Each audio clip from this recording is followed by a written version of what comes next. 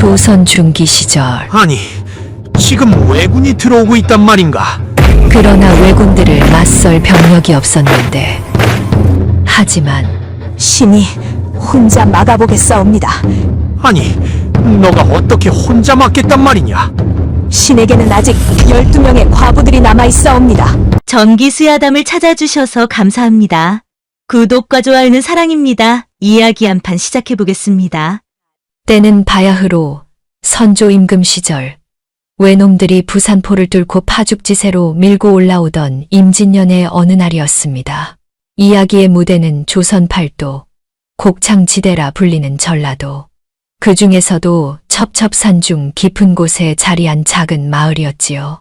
평소 같으면 타작하는 소리와 농부들의 노랫가락으로 흥겨웠을 마을이건만 지금은 그저 스산한 바람만이 빈집 문풍지를 때리고 있었습니다. 관군들이 퇴각하며 징을 울렸고 사지가 멀쩡한 사내란 사내는 모조리 징집되어 전장으로 끌려갔기 때문입니다. 이제 마을에 남은 이라고는 허리가 굽어 지팡이 없이는 걷지도 못하는 노인들과 젖먹이를 아는 아낙네들, 그리고 남편 잃은 과부들 뿐이었지요. 마을 회관 앞 정자나무 아래에는 수심이 가득한 노인들의 한숨 소리만 땅을 파고들었습니다. 헌데 이 침울한 분위기 속에서도 씩씩하게, 아니 좀 과하다 싶을 정도로 밥을 퍼먹는 처녀가 하나 있었으니 그녀가 바로 오늘의 주인공 복순이었습니다. 복순이로 말할 것 같으면 그 덩치가 웬만한 황소 저리 가라 할 만큼 장대하였습니다. 어깨는 떡 벌어진 장롱 같고 팔뚝은 시름꾼 허벅지만 하였지요. 남들은 없어서 못 먹는 귀한 보리밥을 고봉으로 5그릇이나 비우고 있었으니 이를 지켜보던 김노인이 혀를 끌끌 차며 타박을 주었습니다. 어이구 저 화상, 남들은 외놈들이 코앞까지 왔다 하여 목구멍에 물도 안 넘어가는데 니는 밥이 목구멍으로 넘어가냐. 쌀독 비는 소리가 심리 밖까지 들리겠다. 하지만 복순이는 입가에 묻은 밥풀을 손등으로 쓱 닦아내며 씩씩하다 못해 태연하게 대꾸하였지요. 할아버지도 참 먹어야 힘을 쓰지요. 외놈들이 오면 힘없는 할아버지는 누가 업고입니까? 제가 밥심으로 업고 뛰어야지요. 복순이의 그 넉살 좋은 말에 김노인은 기가 차서 허허 웃고 말았으나 사실 복순이의 속내도 새카맣게 타들어가기는 매한가지였습니다. 그때였습니다. 마을 어귀에서 망을 보던 칠복이 어멈이 사색이 되어 달려왔습니다. 신발 한 짝은 어디다 팔아먹었는지 맨발로 돌부리에 걸려 넘어지면서도 비명을 지르듯 외쳤습니다. 큰일 났소.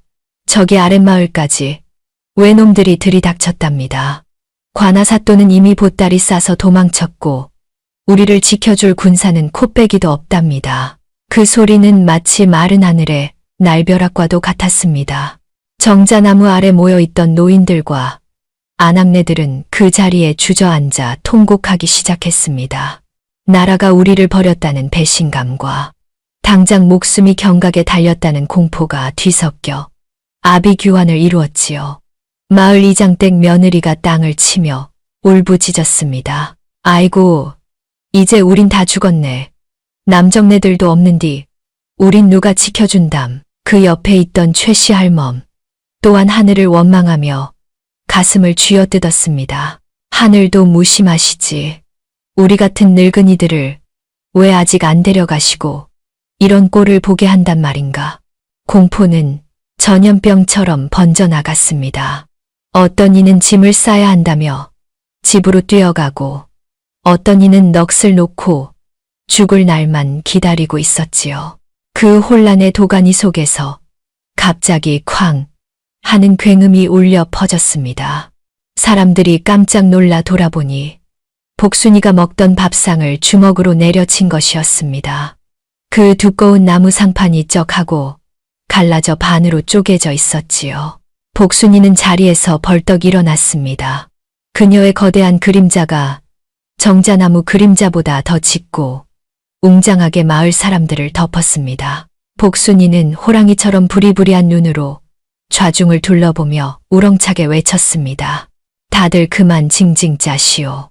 울어서 해결될 것 같으면 내 눈물로 강을 만들었소. 그 기세에 눌린 김노인이 떨리는 목소리로 물었습니다.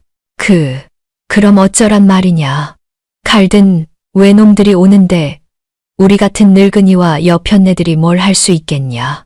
복순이는 부엌으로 성큼성큼 걸어 들어가더니 아궁이에 걸려있던 무쇠 솥뚜껑을 한 손으로 가볍게 뜯어내어 방패처럼 들어 보였습니다. 그리고는 서슬퍼런 목소리로 일갈했습니다. 여자가 칼 못 든다는 법, 나라 법전에 있습니까? 사내들이 없으면 우리가 지켜야지. 누가 지켜준단 말입니까?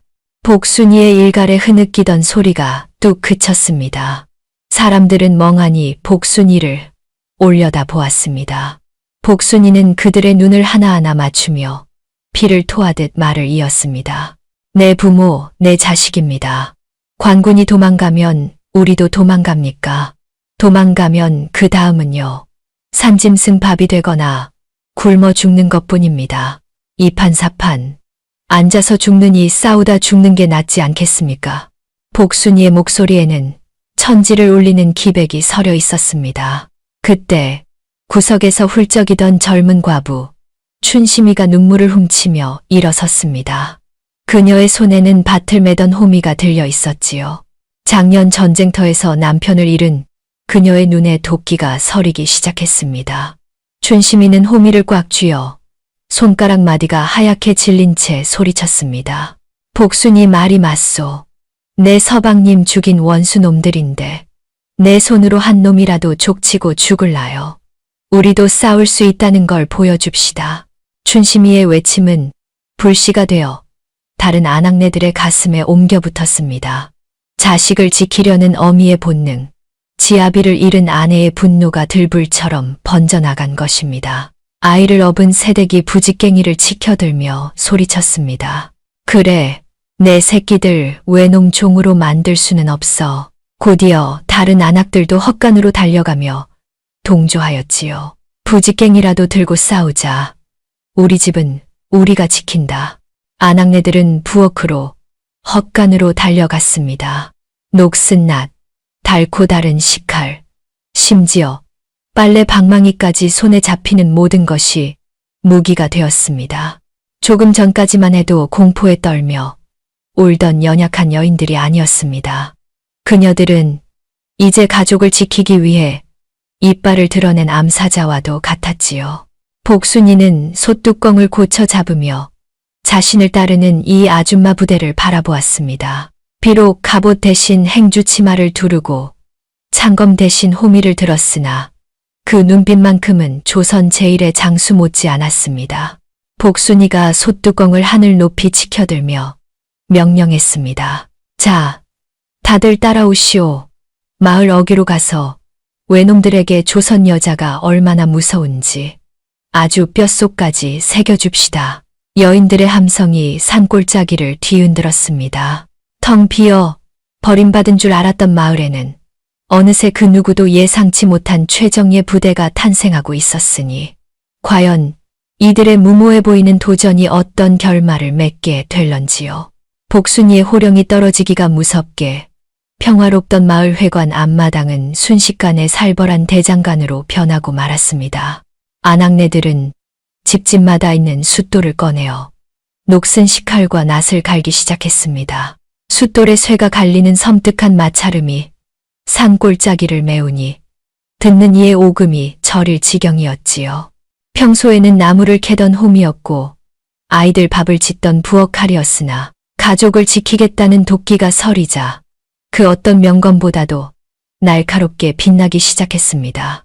이제 갓 시집온 새댁 하나가 부들부들 떨리는 손으로 식칼을 갈다 말고 울먹였습니다. 어머님, 저 무서워요. 이걸로 정말 사람을 찌를 수 있을까요? 저는 닭모가지도 못 비트는데요. 그러자 옆에서 낫을 갈던 시어머니가 며느리의 손을 꽉 잡아주며 단호하게 말했습니다. 아가, 무서워 마라. 이건 사람을 찌르는 게 아니다. 짐승을 잡는 거다. 내 뱃속에 있는 아이를 생각해라. 저 놈들이 들어오면 우리 다 죽는 거다. 그 말에 세댁은 눈물을 훔치고 다시 숫돌에 칼을 문지르기 시작했으니 그 모습이 더없이 애처롭고도 비장하였지요. 복순이는 마당 한가운데 버티고 서서 지휘를 하였습니다. 그녀는 단순히 힘만 센 것이 아니라 어릴 적부터 동네 사내 아이들을 골목대장처럼 부리고 다닌 덕에 제법 병법에도 밝은 눈을 가지고 있었더랍니다. 복순이가 숫돌에 낫을 갈고 있는 춘심이에게 다가가 훈수를 두었습니다. 춘심 언니, 그 낫 끝을 좀 더 뾰족하게 갈아야지. 외놈들 갑옷 틈새를 찌르려면 뭉툭해서는 안 돼. 찍어서 당겨버려야 한단 말이야. 춘심이는 이마에 흐르는 땀을 훔치며 비장하게 대꾸했습니다. 걱정 마라. 내 서방님 보낼 때 흘린 눈물만큼 아주 날카롭게 갈아버릴 테니까. 놈들 목덜미를 아주 조각을 내줄 테다. 한편 칠복이 어멈은 광에서 묵직한 자루 하나를 낑낑대며 끌고 나왔습니다. 그것은 다름 아닌 작년 가을에 빻아둔 고춧가루였지요. 복순아, 이 귀한 고춧가루는 김장할 때나 쓰는 건디 이걸로 무엇을 하려고 그러냐. 칠복이 어멈의 물음에 복순이는 씩 웃으며 주먹만 한 돌멩이를 들어 보였습니다. 김장이라니요. 외놈들 눈깔에다 김장을 해줘야지요. 아궁이 재랑 섞어서 뿌리면 눈물 콧물 쏙 빠져서 앞도 못 볼 겁니다. 눈먼 장님 만드는 데는 이만한 약이 없지요. 그 말에 아낙네들은 무릎을 쳤습니다. 힘으로 맞붙으면 사내인 왜군을 이길 수 없으나 이렇게 맵고 독한 수를 쓴다면 승산이 있겠다 싶었던 것이지요. 곧이어 마을 아낙들은 고춧가루와 아궁이 재를 섞어 주머니를 만들기 시작했습니다. 그 매캐한 냄새가 코를 찔러 재채기가 연신 터져 나왔으나 누구 하나 손을 멈추지 않았습니다. 전투 준비가 어느 정도 갖춰지자 복순이는 마을 지형을 살폈습니다. 이 마을로 들어오려면 반드시 지나야 하는 좁은 고갯길이 하나 있었습니다. 양옆으로는 깎아지른 절벽이요. 길은 수레 하나가 겨우 지나갈 만큼 비좁았으니 병법에서 말하는 천혜의 요새가 바로 그곳이었지요. 복순이는 솥뚜껑을 방패처럼 등에 메고 소리쳤습니다. 자, 다들 짐 챙겨서 고갯길로 갑시다. 거기서 놈들을 막아야 우리 마을이 삽니다. 행주치마에 돌멩이를 가득 담은 아낙네들이 복순이의 뒤를 따랐습니다. 그 모습이 마치 사냥을 나가는 호랑이 무리와 같았지요. 그런데 그때 지팡이를 짚은 김노인이 떨리는 다리로 복순이의 앞을 가로막았습니다. 노인의 눈에는 걱정과 두려움이 가득 차 있었지요. 복순아, 아무리 그래도 너희들은 여자가 아니냐. 칼 든 외놈들을 어찌 당해내려고 사지로 들어간단 말이냐. 그냥 다 같이 산으로 도망가자꾸나. 김노인의 말에 행렬이 잠시 멈칫했습니다. 노인의 말이 틀린 것은 아니었으니까요. 허나 복순이는 김노인의 주름진 손을 덥석 잡으며 씩씩하게 말했습니다. 할아버지, 산으로 도망가면 며칠이나 버티겠습니까? 얼어 죽으나 굶어 죽으나 죽는 건 매 한 가지입니다. 그럴 바엔 내 집 안방 내주고 죽느니 놈들 다리 몽둥이라도 하나 분지르고 죽는 게 남는 장사 아닙니까? 복순이의 당찬 기세에 김노인은 더 이상 말을 잇지 못하고 눈시울만 붉혔습니다. 복순이는 뒤를 돌아보며 마을에 남은 노인들에게 큰 절을 올렸습니다. 어르신들은 마을 회관 문 걸어 잠그고 꼼짝 말고 계십시오.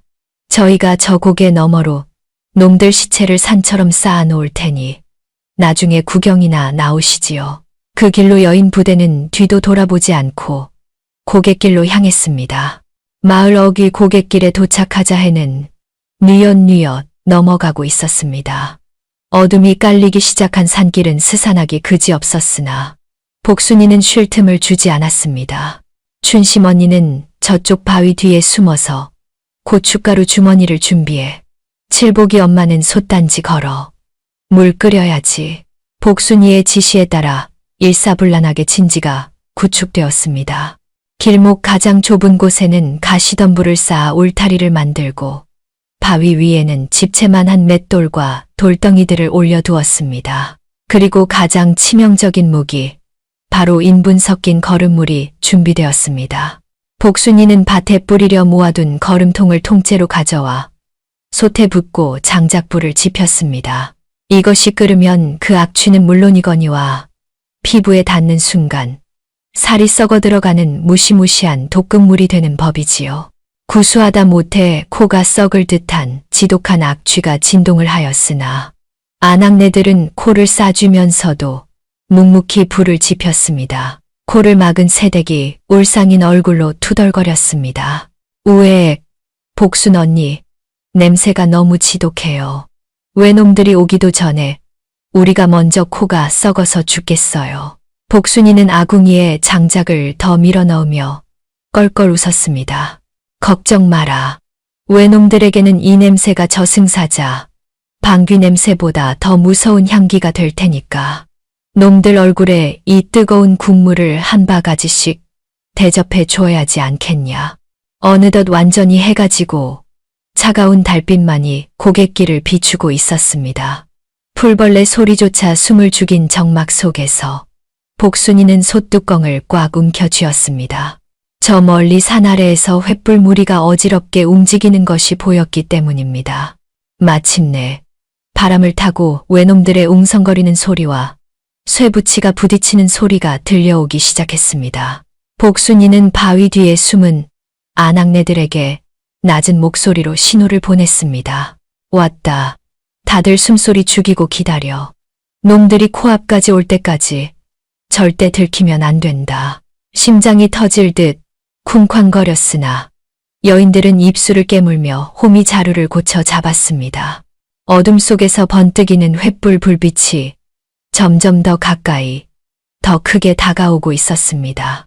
고갯길을 타고 넘어오는 바람에 비릿한 피냄새와 땀 냄새가 섞여 실려왔습니다. 바위 뒤에 숨죽이고 있던 아낙네들의 등줄기로 식은땀이 한 줄기 흘러내렸습니다. 저 멀리 어둠 속에서 횃불이 일렁이더니 곧이어 왜군 선발대의 모습이 드러나기 시작했습니다. 그들은 마치 지옥에서 기어 나온 악귀들처럼 험상무는 가면을 쓰고 허리에는 시퍼런 장검을 차고 있었습니다. 대략 10명 남짓 되어 보이는 선발대였습니다. 그들은 마을 입구를 막아놓은 가시덤불과 돌무더기를 보더니 걸음을 멈추었습니다. 선두에 선 왜군 조장이 횃불을 들어 올리며 주변을 살피더니 가소롭다는 듯 코웃음을 쳤습니다. 이게 뭐냐? 조선 놈들이 장난을 쳐놓았구나. 그도 그럴 것이 아낙네들이 급하게 쌓아 올린 돌무더기는 정규군의 진지라기보다는 아이들의 흙장난처럼 조잡해 보였기 때문입니다. 조장이 칼집으로 가시덤불을 툭툭 건드리며 비아냥거렸습니다. 겁먹은 쥐새끼들이 구멍을 막아 놓았구나. 이까짓 것, 발로 차면 무너질 것이다. 그때였습니다.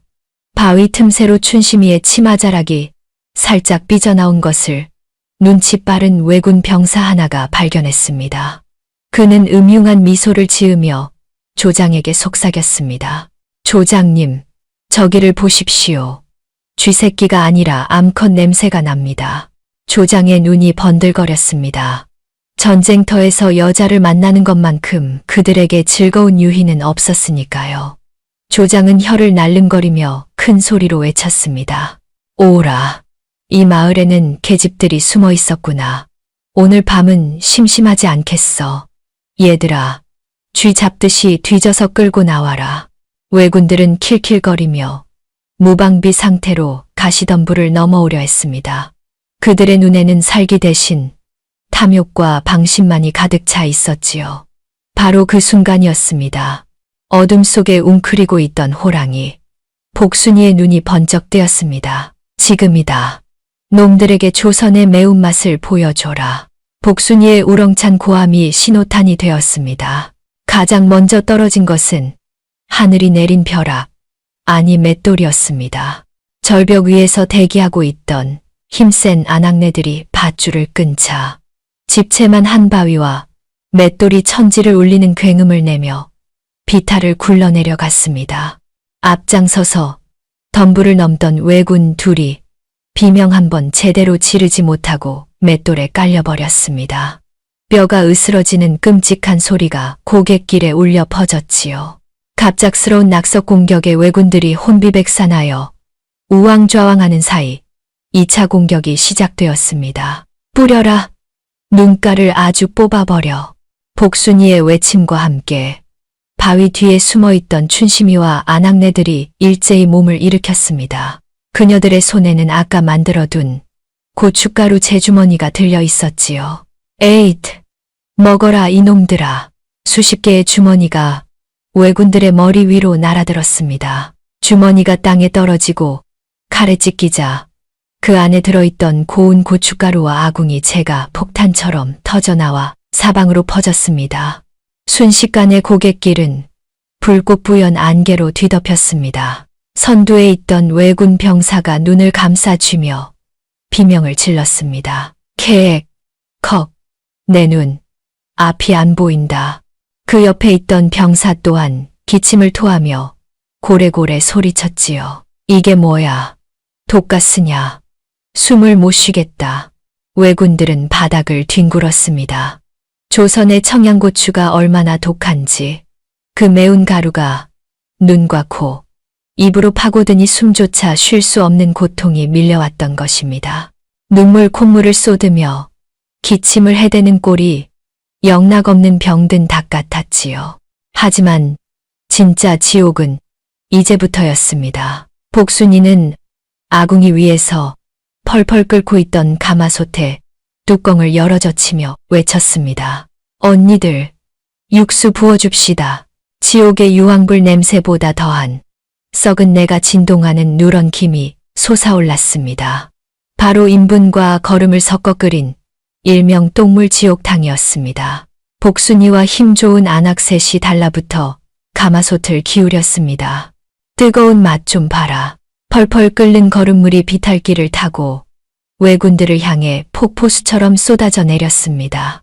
고춧가루에 눈이 멀어 허우적대던 왜군들은 피할 새도 없이 그 뜨거운 오물을 뒤집어 쓰고 말았지요. 살이 타들어가는 고통에 왜군들은 갑옷을 벗어 던지며 울부짖었습니다. 그아, 뜨거워. 살려줘. 단순한 뜨거운 물이 아니었습니다. 걸쭉한 오물은 피부에 달라붙어 떨어지지 않고 살점을 파고들었습니다. 화상 입은 피부 위로 똥독이 오르니 그 고통은 칼에 베이는 것과는 차원이 다른 것이었습니다. 혼란에 빠진 적진 한가운데로 마침내 복순이가 모습을 드러냈습니다. 한 손에는 솥뚜껑 방패를, 다른 한 손에는 몽둥이 대신 굵직한 다듬이, 방망이를 든 복순이, 붉은 고춧가루 연기를 헤치고 걸어 나오는 그 모습은 마치 전설 속의 금강 역사와도 같았습니다. 겨우 눈을 뜬 왜군 조장이 피투성이가 된 채 복순이를 보고 경악하여 소리쳤습니다. 너는 뭐냐? 사람이냐 곰이냐? 복순이는 씩 웃으며 다듬이 방망이를 손바닥에 탁탁 쳤습니다. 나는 이 마을 부엌을 지키는 대장이다. 밥값하러 나왔으니 잔말 말고 덤벼라. 조장이 이를 갈며 칼을 휘둘러 덤벼들었습니다. 이 건방진 뚱땡이가 죽어라. 허나 복순이는 피하지 않았습니다. 조장의 칼이 날아오자 복순이는 가볍게 솥뚜껑을 들어 막아냈습니다. 무쇠 솥뚜껑에 부딪힌 왜검이 요란한 소리를 내며 튕겨 나갔지요. 그 반동으로 조장의 자세가 무너진 틈을 복순이는 놓치지 않았습니다. 어디서 쇠젓가락을 휘둘러 복순이의 다듬이 방망이가 바람을 가르며 조장의 정수리를 향해 내려 꽂혔습니다. 둔탁하고도 묵직한 타격음이 울려 퍼지며 조장은 풀린 집단처럼 바닥에 고꾸라졌습니다. 대장이 단 한 방에 나가 떨어지는 것을 본 나머지 왜군들은 공포에 질려 뒷걸음질을 쳤습니다. 눈은 맵고 몸은 뜨겁고 앞에는 괴물 같은 여자가 버티고 서 있으니 싸울 의지를 완전히 상실한 것입니다. 살아남은 병사 하나가 질린 목소리로 비명을 질렀습니다. 도망쳐. 이건 사람이 아니다. 귀신이다. 살아남은 몇몇 왜군들은 무기도 버린 채 꽁무니가 빠지게 달아나기 시작했습니다.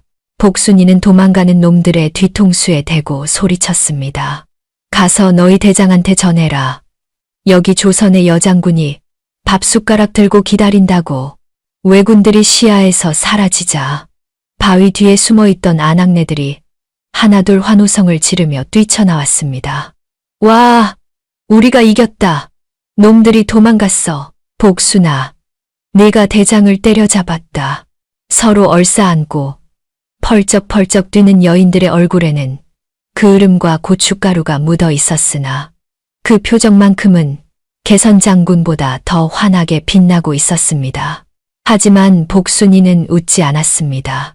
그녀는 도망친 왜군들이 사라진 어둠 속을 뚫어지게 응시하며 굳게 닫힌 입을 열었습니다.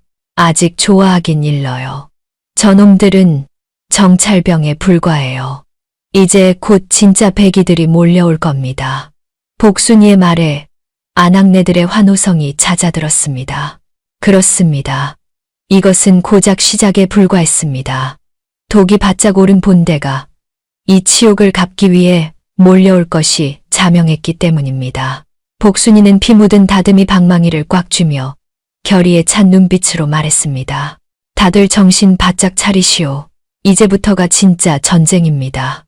밤바람이 더욱 차갑게 식어가는 가운데 승리의 기쁨도 잠시, 고갯길에는 다시금 팽팽한 긴장감이 감돌기 시작했습니다. 폭풍이 지나간 뒤의 고요함은 그리 오래가지 않았습니다. 고갯길 아래쪽에서부터 들려오는 소리는 아까 정찰병들이 낼 때와는 차원이 달랐습니다. 처음에는 땅속 깊은 곳에서 울리는 웅웅거리는 진동으로 시작하더니 이내 수백 개의 발바닥이 땅을 구르는 묵직한 굉음으로 변하여 산허리를 통째로 뒤흔들기 시작했지요. 복순이는 바위 위에 올라서서 어둠 속을 내려다 보았습니다. 칠흑 같은 어둠 속에서 수많은 횃불이 뱀의 혀처럼 일렁이며 올라오고 있었는데 그 수가 좋기 100은 넘어 보였습니다. 아까 똥물을 뒤집어 쓰고 도망친 정찰병들의 보고를 듣고 단단히 독이 오른 왜군 본대가 이 작은 마을을 짓밟으려 몰려오는 것이었지요. 그 압도적인 위용에 춘심이가 파랗게 질린 얼굴로 복순이의 옷자락을 잡으며 물었습니다. 복순아, 저게 다 뭐냐? 산불이 난 것처럼 횃불이 끝도 없구나. 우리가 저걸 다 막을 수 있는 거냐? 복순이는 마른 침을 삼켰으나 애써 태연한 척하며 덜덜 떨고 있는 아낙네들을 독려했습니다. 겁먹지 마십시오. 길은 좁고 놈들은 많습니다. 아무리 수가 많아도 이 좁은 길목에서는 한꺼번에 덤비지 못하니 우리가 똘똘 뭉치면 막을 수 있습니다. 복순이는 아낙네들에게 작전을 지시했습니다. 이제 더 이상 쓸 고춧가루도 끓일 똥물도 없었습니다. 남은 것은 오직 맨몸과 깡다구뿐. 복순이는 좁은 길목을 아낙네들이 팔짱을 껴서 막아내도록 하였고 자신은 그 최전방에 서서 인간 방패가 되기로 자처했습니다. 잠시 후 왜군 본대가 고갯길 바로 아래까지 당도했습니다. 선두에는 덩치가 산만하고 흉측한 수염을 기른 왜군 대장이 말을 타고 있었습니다. 그는 아까 똥물을 뒤집어 쓰고 도망친 부하의 몰골을 보고 격분하여 이 마을을 지도에서 지워버리겠다고 벼르고 있었지요. 대장은 칼끝으로 복순이를 가리키며 천둥 같은 목소리로 고함을 질렀습니다. 내년이냐? 감히 대일본의 무사들에게 오물을 끼얹은 쥐새끼가. 복순이는 솥뚜껑을 바닥에 쿵 하고 내려찍으며 대장의 서슬퍼런 기세에 눌리지 않고 맞받아쳤습니다. 쥐새끼가 아니라 호랑이다. 남의 나라에 신발 신고 들어온 도둑놈들이 말이 많구나. 밥상 차려놨으니 얼른 올라와라. 제삿밥이 될 테니.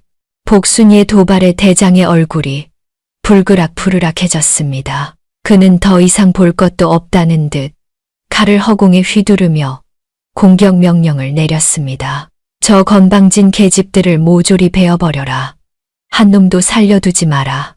대장의 명령이 떨어지자 100명의 왜군이 천지를 울리는 함성을 지르며 비탈길을 뛰어 올라왔습니다. 좁은 길을 가득 메운 시퍼런 칼날의 물결이 거대한 해일처럼 덮쳐오는 순간이었습니다. 복순이는 빗대를 세우며 뒤를 향해 소리쳤습니다. 막아라. 밀리면 죽는다. 복순이의 외침과 함께 첫 번째 충돌이 일어났습니다. 쇠와 쇠가 부딪히는 끔찍한 굉음과 함께 복순이의 솥뚜껑과 왜군의 칼날이 격돌했습니다. 복순이는 이를 악물고 버텼습니다. 그녀의 뒤에서는 춘심이와 아낙네들이 서로의 팔을 엮고 어깨를 맞대어 거대한 인간 성벽을 만들고 있었지요. 버텨. 왜군들은 수적 우세를 앞세워 밀고 들어오려 했으나 좁은 고갯길 탓에 병력이 분산될 수밖에 없었습니다. 게다가 최전방에 버티고 선 복순이의 힘이 워낙 장사인지라 아무리 밀어도 바위처럼 꿈쩍도 하지 않았습니다. 복순이는 왼손에 솥뚜껑으로 날아오는 칼날을 쳐내는 동시에 오른손에 든 다듬이 방망이를 쉴 새 없이 휘둘렀습니다. 어딜 들어와. 썩 꺼져라. 복순이가 방망이를 휘두를 때마다 둔탁한 타격음과 함께 왜군들이 추풍낙엽처럼 굴러 떨어졌습니다. 투구를 쓴 놈은 투구가 찌그러지고 팔을 뻗은 놈은 팔이 꺾여 나갔지요. 그 모습은 마치 성난 곰이 앞발을 휘두르는 것과 같았습니다. 뒤에서 받치고 있던 아낙네들도 가만히 있지는 않았습니다. 그녀들은 틈이 날 때마다 긴 낫과 호미를 뻗어 왜군들의 발목을 낚아챘습니다. 춘심이가 낫으로 왜군의 발목을 걸어 넘어뜨리며 악을 썼습니다. 내 남편의 원수다. 죽어라. 넘어진 왜군 위로 새대기 돌멩이를 내리찍었습니다. 훈련받은 군사는 아니었으나 가족을 지키겠다는 일념 하나로 뭉친 여인들의 조직력은 실로 무서웠습니다. 시간이 얼마나 흘렀을까요? 고갯길에는 왜군들의 시체가 하나둘 쌓여갔으나 적의 숫자는 좀처럼 줄어들 기미가 보이지 않았습니다. 놈들은 쓰러진 동료를 밟고 끊임없이 마치 파도처럼 밀려 들어왔지요. 복순이의 숨소리가 거칠어졌습니다. 팔뚝은 이미 칼에 스쳐 피가 흐르고 있었고 솥뚜껑을 쥔 소나귀는 감각이 없을 정도로 저려왔습니다. 뒤에서 버티던 아낙네들 또한 체력이 바닥나 다리가 후들거리기 시작했지요. 그때 이를 지켜보던 왜군 대장이 비열한 웃음을 흘리며 활을 든 궁수들을 앞으로 불러냈습니다. 힘으로 뚫리지 않자 비겁한 수를 쓰기로 한 것입니다. 미련한 것들, 힘으로 안 되면 뚫어주마. 전원, 활을 쏘아라. 대장의 명령에 화살이 빗발처럼 쏟아졌습니다. 복순이가 급히 소리치며 솥뚜껑을 들어 올렸습니다. 위험해, 고개 숙여. 하지만 쏟아지는 화살비를 전부 막기에는 역부족이었습니다. 둔탁한 파열음과 함께 뒤에 있던 칠복이 어멈이 외마디 비명을 질렀습니다. 악! 칠복이 어멈이 어깨에 화살을 맞고 쓰러지자 견고했던 인간 성벽의 한쪽 귀퉁이가 무너져 내렸습니다. 대열이 흔들리자 그 틈을 타 왜군들이 미친 듯이 파고들기 시작했습니다. 복순이는 쓰러진 칠복이 어멈을 보호하기 위해 몸을 날렸으나 그 틈에 왜군 서넛이 복순이의 등 뒤로 칼을 겨누었습니다. 대장년을 잡아라. 전염만 죽이면 끝이다. 절체절명의 위기였습니다. 설상가상으로 수없이 많은 칼을 막아낸 복순이의 다듬이 방망이마저 뚝 하고 부러져 버리고 말았습니다. 손에 쥔 것은 이제 이가 다 빠져 너덜너덜해진 솥뚜껑 하나뿐. 사방에서 날카로운 칼날이 그녀의 목숨을 노리고 조여오고 있었으니 과연 이 위기를 어찌 타개할 수 있을런지요. 다듬이 방망이가 부러지고 솥뚜껑마저 너덜너덜해진 절체절명의 순간 복순이의 눈앞에는 시퍼런 칼날들이 춤을 추고 있었습니다. 등 뒤에는 화살을 맞고 쓰러진 칠복이 어멈과 공포에 질려 부들부들 떨고 있는 춘심이가 있었습니다. 여기서 복순이가 무너지면 그 뒤에 있는 아낙네들은 물론이요, 마을 회관에 숨어있는 노인들까지 모조리 도륙을 당할 것이 뻔하였습니다. 왜군들은 승기를 잡았다고 생각했는지 비열한 웃음을 흘리며 포위망을 좁혀왔습니다. 그중 앞장선 왜군 병사가 피 묻은 칼을 혀로 핥으며 조롱하듯 말했습니다. 계집치고는 제법 힘을 쓰는구나. 허나 이제 끝이다. 내년에 목을 베어 술안주로 삼아주마. 복순이는 거친 숨을 몰아쉬며 맨주먹을 불끈 쥐었습니다. 손바닥이 찢어져 피가 철철 흘렀으나 그녀의 눈빛만은 여전히 형형하게 빛나고 있었지요. 복순이는 피 섞인 침을 개라고 뱉으며 으르렁거렸습니다. 주둥이 닥쳐라. 내 눈에 흙이 들어가기 전에는 한 발자국도 못 지나간다. 하지만 현실은 냉혹했습니다. 사방에서 칼이 날아들자 복순이는 맨몸으로 이를 막아내야 했습니다. 어깨를 내어주고 팔을 휘둘러 병사의 턱을 가격했으나 베인 상처에서 피가 솟구치는 것은 어쩔 수 없었지요. 복순이가 고통에 신음하며 한쪽 무릎을 꿇자 이를 지켜보던 왜군 대장이 말 위에서 거만하게 소리쳤습니다. 무엇들 하느냐? 숨통을 끊어라. 저 덩치 큰 년만 잡으면 나머지는 식은 죽먹기다. 대장의 호령에 10여 명의 왜군이 일제히 복순이를 향해 달려들었습니다. 마치 굶주린 늑대떼가 사냥감을 덮치는 형국이었지요. 복순이는 쓰러진 칠복이 어멈을 감싸 안으며 뒷걸음질을 쳤습니다. 더 이상 물러설 곳이 없었습니다. 그녀의 등 뒤에 닿은 것은 딱딱하고 거친 나무의 감촉이었습니다. 그것은 마을 입구에 서 있는 장승, 바로 천하대 장군, 이 새겨진 거대한 나무 기둥이었습니다. 마을의 수호신이라 하여 매년 제사를 지내던 어른 허리 두께만 한 통나무였지요. 순간 복순이의 뇌리에 번개 같은 생각이 스쳤습니다. 무기가 없으면 만들면 그만. 이 장승이 마을을 지키는 수호신이라면 지금이야말로 그 신통력을 보여줄 때가 아니겠습니까? 복순이는 장승을 등진 채 하늘을 향해 포효했습니다. 장군님, 마을이 죽게 생겼습니다. 제발 저에게 힘을 빌려주십시오. 복순이는 몸을 돌려 장승의 몸통을 와락 끌어안았습니다. 그리고는 단전 깊은 곳에서부터 끓어오르는 기압을 터뜨리며 그 거대한 나무 기둥을 뽑아 올리기 시작했습니다. 으아하, 땅이 울리는 소리가 났습니다. 왜군들이 멈칫하여 바라보는 사이 믿을 수 없는 광경이 펼쳐졌습니다. 수십 년 동안 땅속 깊이 박혀있던 장승의 뿌리가 우지끈 뚝두둑 하는 끔찍한 파열음과 함께 땅 위로 솟구쳐 오르기 시작한 것입니다. 흙먼지가 폭발하듯 일어났고 굵직한 잔뿌리들이 끊어지며 흙덩이가 사방으로 튀었습니다. 달려들던 왜군 병사가 그 기괴한 광경에 뒷걸음질 치며 비명을 질렀습니다. 저게 뭐냐? 나무를 뽑고 있다. 마침내 쾅 하는 소리와 함께 사람 키의 2배가 넘는 거대한 장승이 복순이의 손에 들려 허공으로 솟구쳤습니다. 뿌리에 엉겨 붙은 흙덩이들이 후두둑 떨어져 내렸지요. 복순이는 그 육중한 장승을 마치 몽둥이처럼 어깨에 걸쳐 샀습니다. 그녀의 온몸에는 핏줄이 지렁이처럼 돋아나 있었고 흙투성이가 된 얼굴은 흡사 지옥에서 올라온 야차와도 같았습니다. 말 위에서 이 광경을 지켜보던 왜군 대장의 입이 떡 벌어졌습니다.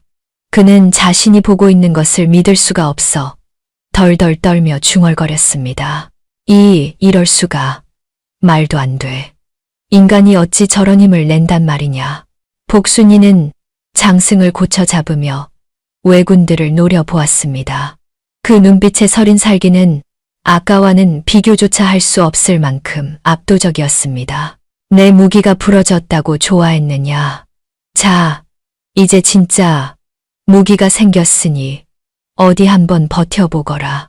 말이 끝나기가 무섭게 복순이의 몸이 팽이처럼 돌아갔습니다. 다 쓸어버려. 복순이가 휘두른 장승이 허공을 가르며 묵직한 바람 소리를 냈습니다. 부웅 하는 소리는 마치 태풍이 몰아치는 소리와 같았지요. 가장 먼저 달려들던 왜군 셋이 장승의 몸통에 정통으로 맞았습니다. 비명 지를 새도 없었습니다. 그들은 마치 빗자루에 쓸린 낙엽처럼 허공으로 붕 떠서 저 멀리 절벽 아래로 날아가 버렸습니다. 복순이는 멈추지 않았습니다. 그녀는 장승을 좌우로 미친 듯이 휘두르며 전진했습니다. 장승이 지나가는 자리마다 왜군들이 추풍낙엽처럼 쓰러졌습니다. 칼로 막아보려던 자는 칼과 함께 팔이 부러졌고 방패를 든 자는 방패째로 찌그러져 바위벽에 처박혔습니다. 그것은 전투라기보다는 일방적인 재난에 가까웠습니다. 아까까지만 해도 기세등등하던 왜군 진영은 순식간에 아수라장이 되었습니다. 장승에 맞아 날아가는 동료를 본 왜군 병사가 공포에 질려 소리쳤습니다. 피해라. 맞으면 뼈도 못 추린다. 그 옆에 있던 병사 또한 무기를 버리고 뒷걸음질 치며 울부짖었습니다. 괴물이다. 저건 인간이 아니야. 오니 귀신보다 더한 놈이다. 왜군들은 서로 먼저 도망치려다 뒤엉켜 넘어지고 밟히는 추태를 보였습니다. 좁은 고갯길은 도망치는 자와 쫓는 자의 비명으로 가득 찼지요. 복순이는 장승을 지팡이처럼 땅에 쿵 찍으며 도망가는 적들을 향해 천둥 같은 목소리로 호령했습니다. 도망가지 마라. 내 놈들 뼈를 추려 우리 마을 거름으로 써주마. 그 모습은 가히 압권이었습니다. 피칠갑을 한 거구의 여인이 사람보다 더 큰 눈을 부라리고 있는 천하대장군 장승을 들고 서 있는 모습. 그것은 왜군들에게 있어 평생 잊지 못할 공포 그 자체였습니다. 왜군 대장은 사색이 되어 말굽비를 돌리려 했습니다. 저 괴물 같은 여자가 휘두르는 통나무에 맞았다가는 제 목숨도 부지하기 어렵겠다는 본능적인 공포가 엄습했기 때문입니다. 허나 복순이의 눈이 정확하게 대장을 포착했습니다. 어딜 가? 내 놈이 대장이지. 개 섞어라. 복순이는 장승을 어깨에 메고 대장을 향해 쿵쿵쿵 발을 구르며 돌진하기 시작했습니다. 땅이 울릴 때마다 대장의 심장도 함께 덜컥거렸으니 과연 이 싸움의 끝은 어디로 향하게 될런지요. 여장군, 천하대장군 장승을 어깨에 맨 복순이가 쿵쿵 땅을 울리며 달려들자 왜군 대장이 탄 말이 공포를 이기지 못하고 뒷발을 들며 히힝 울부짖었습니다. 대장은 말고삐를 거칠게 잡아채며 허리춤에서 조총을 꺼내 들었습니다. 비겁하게도 칼이 아닌 총으로 복순이의 미간을 노린 것입니다. 대장은 떨리는 손으로 방아쇠에 손가락을 걸며 악을 썼습니다. 오지 마라. 이 괴물 같은 년. 내 총알 맛을 보고도 살아남나 보자. 당 하는 파열음과 함께 시뻘건 불꽃이 튀었습니다. 하지만 복순이는 눈 하나 깜짝하지 않았습니다. 그녀가 들고 있던 거대한 장승을 방패처럼 앞세우자 총알은 장승의 두꺼운 나무 몸통에 벅하고 박혔을 뿐 복순이의 털끝 하나 건드리지 못했기 때문입니다. 자신의 마지막 수단마저 막히자 대장의 얼굴은 하얗게 질리고 말았습니다. 그는 말을 돌려 도망치려 했으나 이미 복순이의 그림자가 그를 덮치고 난 뒤였습니다. 복순이는 장승을 몽둥이처럼 뒤로 크게 젖히며 우렁차게 기합을 넣었습니다. 내 놈이 갈 곳은 지옥뿐이다. 썩 꺼져라. 복순이의 온몸 비틀기 타법과 함께 아름드리 장승이 대장의 옆구리를 강타했습니다. 쿠앙. 그 소리는 마치 대포가 터지는 소리와도 같았습니다. 말과 사람이 한 덩어리가 되어 허공으로 붕 떠올랐지요. 대장은 비명조차 지르지 못한 채 저 멀리 밤하늘의 별이 되어 산비탈 너머로 날아가 버렸습니다. 적장에 허무하고도 충격적인 최후였습니다. 그 광경을 목격한 나머지 왜군들은 얼어붙은 듯 제자리에 멈춰 섰습니다. 대장을 일격에 그것도 통나무로 날려버리는 괴력 앞에서 싸우고자 하는 의지는 순식간에 증발해버리고 말았습니다. 침묵을 깬 것은 한 왜군 병사의 처절한 비명이었습니다. 도망쳐.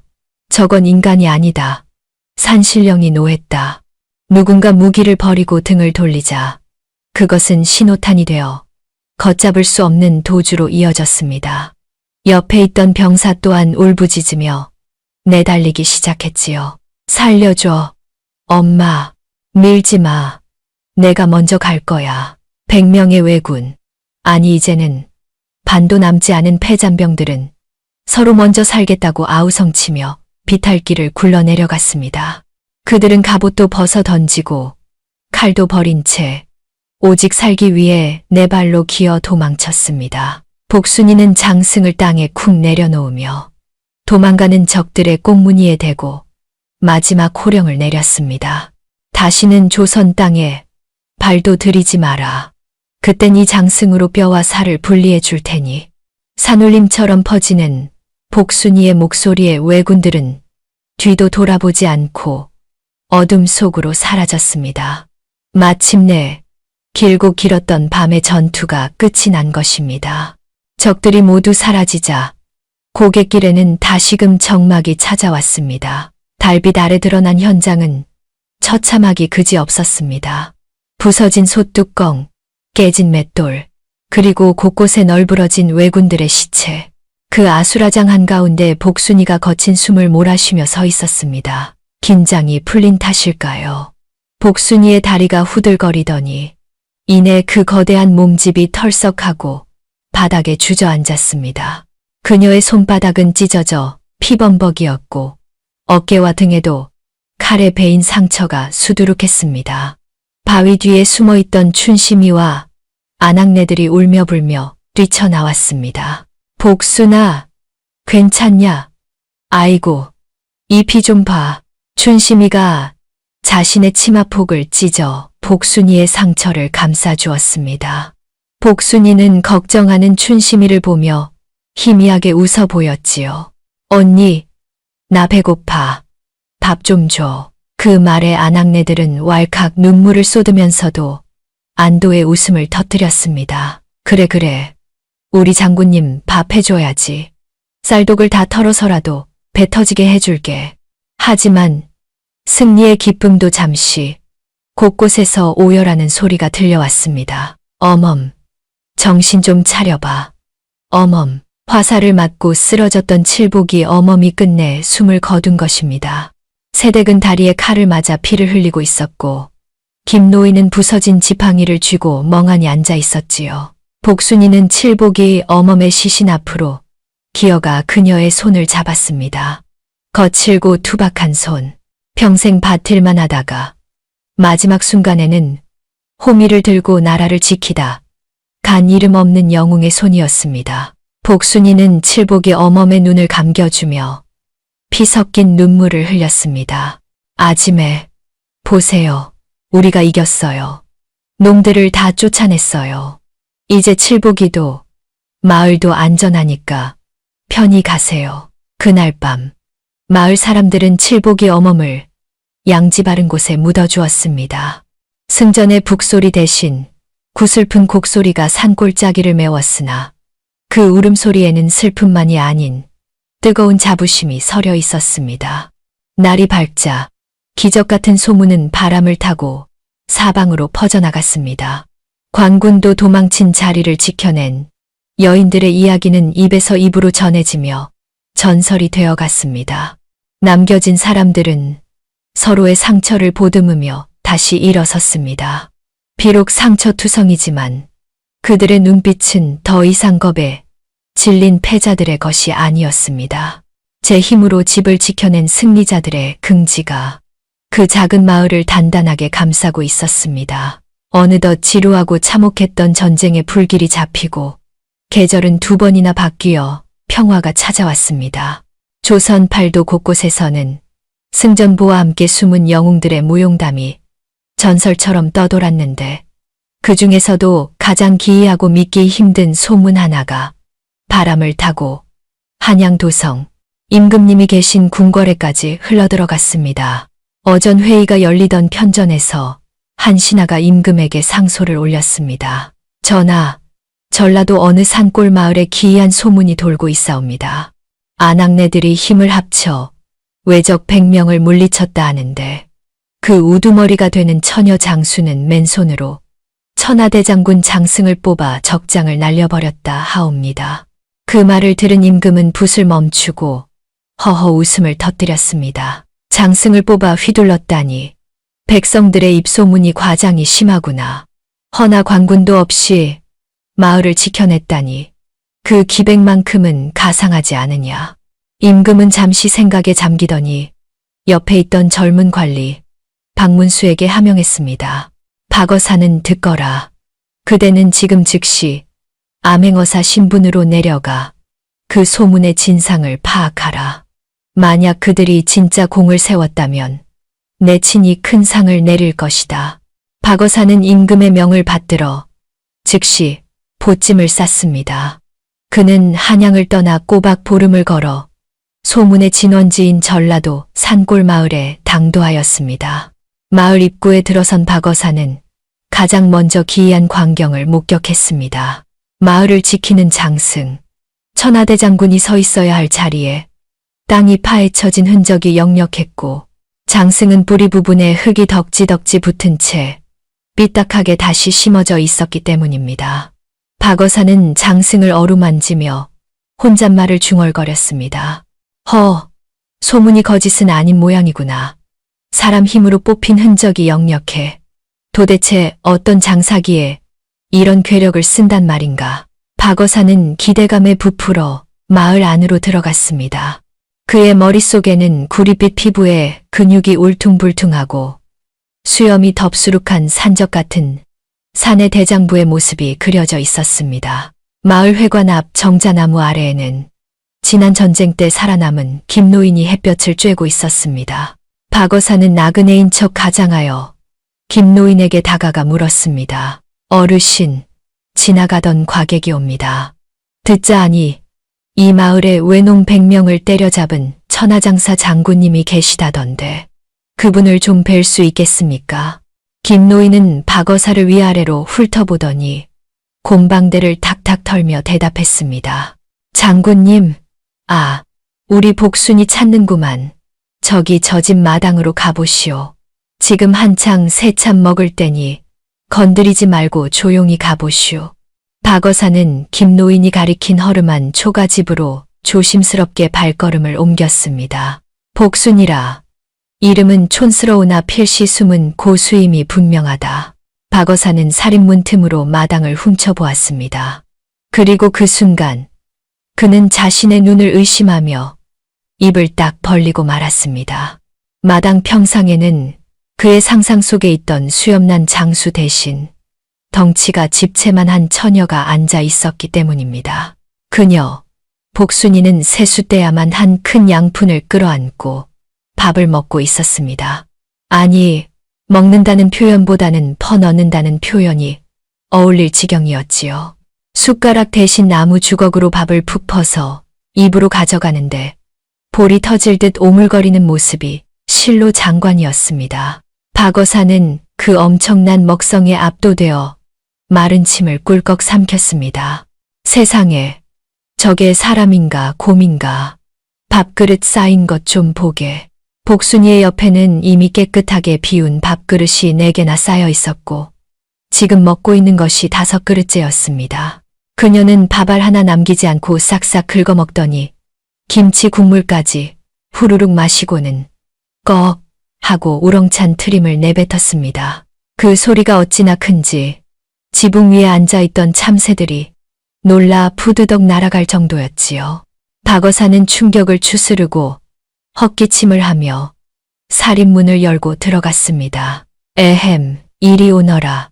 복순이는 입가에 묻은 고춧가루를 손등으로 쓱 닦으며 퉁명스럽게 물었습니다.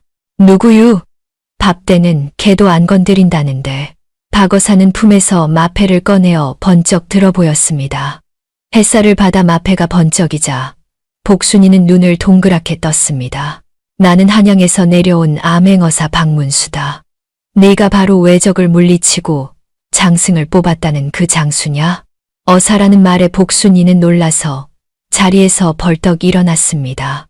그녀가 일어서자 거대한 그림자가 박어사를 덮쳤습니다. 박어사는 저도 모르게 뒷걸음질을 쳤지요. 복순이는 당황하여 주걱을 든 채 엉거주춤 절을 올렸습니다. 아이고. 나리님, 제가 복순이는 맞습니다만 장수라니요? 저는 그냥 밥심 좋은 동네 처녀인데요. 박어사는 복순이의 투박하고 순박한 모습에 헛웃음이 나왔습니다. 하지만 그녀의 팔뚝에 난 흉터와 마당 구석에 놓인 부서진 솥뚜껑을 보니 그녀가 겪었을 치열한 전투가 눈앞에 그려지는 듯 했습니다. 박어사는 정색을 하고 엄숙하게 물었습니다. 나라가 위태로울 때 목숨을 걸고 마을을 지켰으니 그 공이 실로 지대하다. 임금께서 너의 공을 치하하여 큰 상을 내리라 하셨다. 내 소원이 무엇이냐? 말만 하거라. 복순이는 상이라는 말에 눈이 번쩍 뜨였습니다. 그녀는 잠시 고민하는 듯 손가락을 입에 물더니 수줍게 웃으며 대답했습니다. 상이라니요.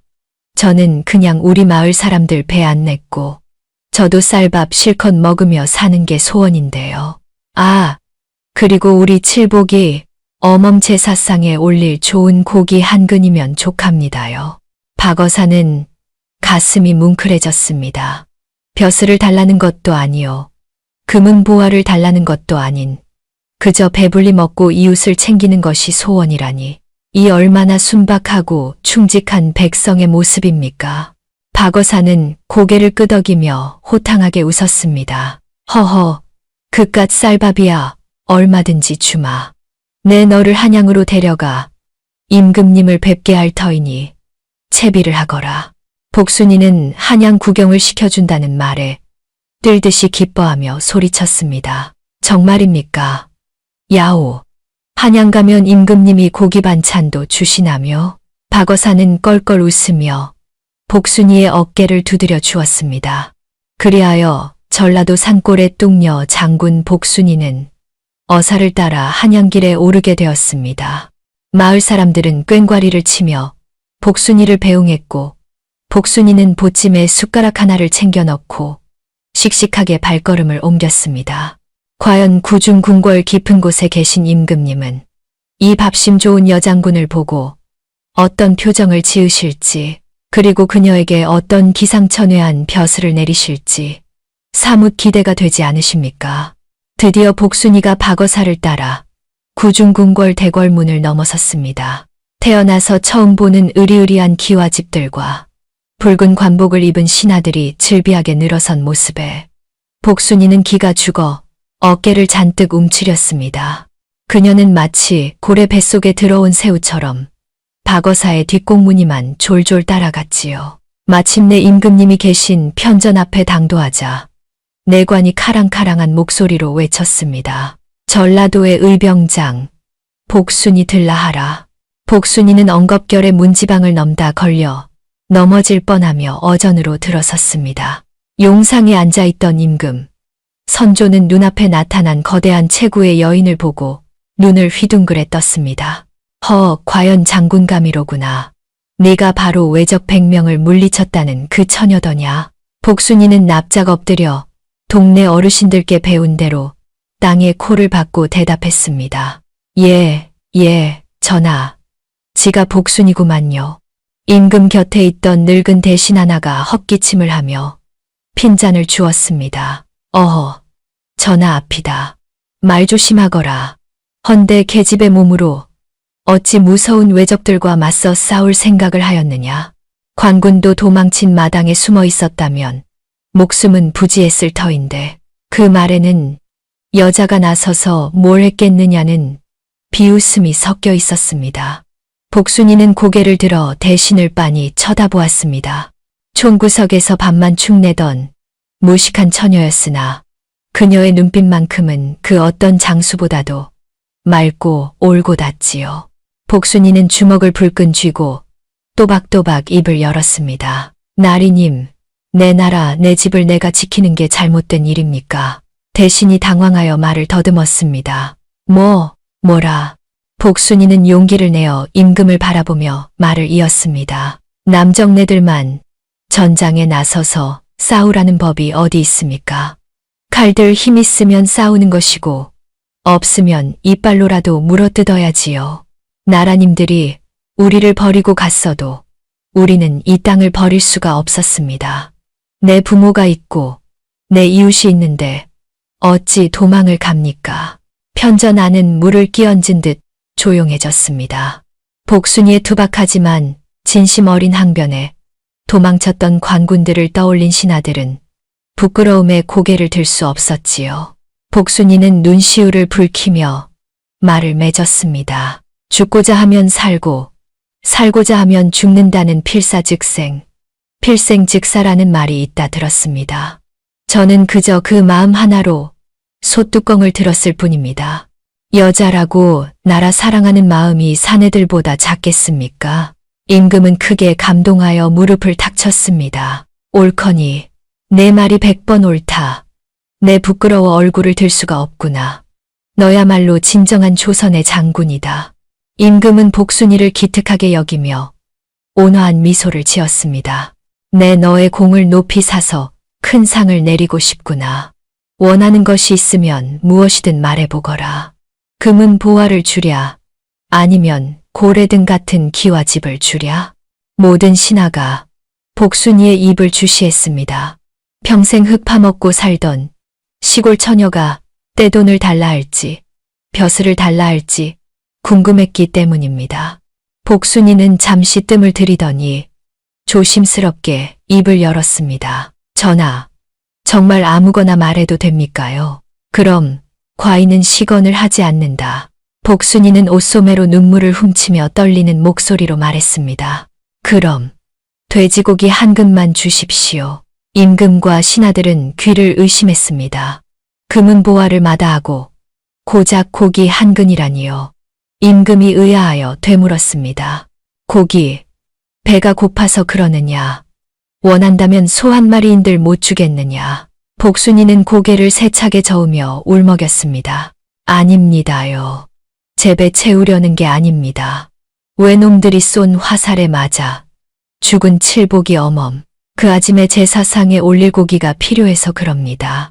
복순이의 눈에서 굵은 눈물방울이 뚝뚝 떨어져 바닥을 적셨습니다. 그 아짐에는 평생 고기 한 점 배불리 못 먹고 살았습니다. 저 살리려다 대신 죽었는데 가는 길에 고기국이라도 한 그릇 배 터지게 먹여 보내고 싶습니다요. 그거면 족합니다. 복순이의 말에 편전하는 눈물바다가 되었습니다. 임금 또한 눈시울이 뜨거워져 용포 자락으로 눈물을 훔쳤습니다. 어찌 백성의 소원이 이토록 소박하고도 아프단 말이냐. 임금은 자리에서 벌떡 일어나 호령했습니다. 여봐라. 당장 최고급 돼지고기뿐만 아니라 소를 잡고 쌀을 실어라. 그리고 비단과 금을 하사하여 칠복이 어멈의 장례를 국장 못지않게 성대히 치러주도록 하라. 그리고 임금은 잠시 고민하다가 덧붙였습니다. 또한 복순이에게 벼슬을 내리고 싶으나 여자가 무과에 급제할 수 없는 법도가 있어 안타깝구나. 허나 그 공을 무시할 수 없으니 내 특별히 직함을 하나 내리겠다. 임금은 친히 붓을 들어 종이에 글자를 써내려갔습니다. 오늘부터 너를 이 나라의 안방을 지키는 장군이라 하여 호국안방대 장군에 임명하노라. 이 직함은 오직 너만을 위한 것이니 마을로 돌아가 영원히 그 땅을 지키도록 하라. 복순이는 감격에 겨워 큰 절을 올렸습니다. 성은이 망극하옵니다. 전하, 그로부터 며칠 뒤 전라도 산골 마을에는 난리도 아닌 큰 잔치가 벌어졌습니다. 임금님이 하사한 소와 돼지를 잡고 쌀밥을 지어 온 마을 사람들이 배가 터지도록 먹고 마셨습니다. 마을 어귀에는 임금님이 내린 호국안방대 장군 복순이라는 비석이 세워졌고 그 옆에는 칠복이 어멈을 기리는 제단이 정성스럽게 마련되었지요. 칠복이 어멈의 제사상에는 복순이가 한양에서부터 애지중지 들고 온 최고급 고기가 산처럼 쌓여 있었습니다. 복순이는 술잔을 올리며 하늘을 향해 씩씩하게 웃어 보였습니다. 아짐에 고기 실컷 드슈. 임금님이 준 거니께 체하지 말고 꼭꼭 씹어 드슈. 마을 사람들의 웃음소리가 산골짜기에 메아리 쳤습니다. 전쟁이 휩쓸고 간 상처는 깊었으나 그 자리에 도단한 새살은 그 어느 때보다 단단했습니다. 호미 들고 나라를 지킨 여인들의 이야기는 비석에 새겨진 글자보다 더 깊이 사람들의 가슴 속에 새겨져 오래오래 전해졌더랍니다. 밥심 좋은 뚱녀, 장군 복순이의 이야기는 여기서 끝이 나지만 그녀가 보여준 용기는 아마 지금도 우리네 안방 어딘가에서 씩씩하게 숨쉬고 있지 않을까요?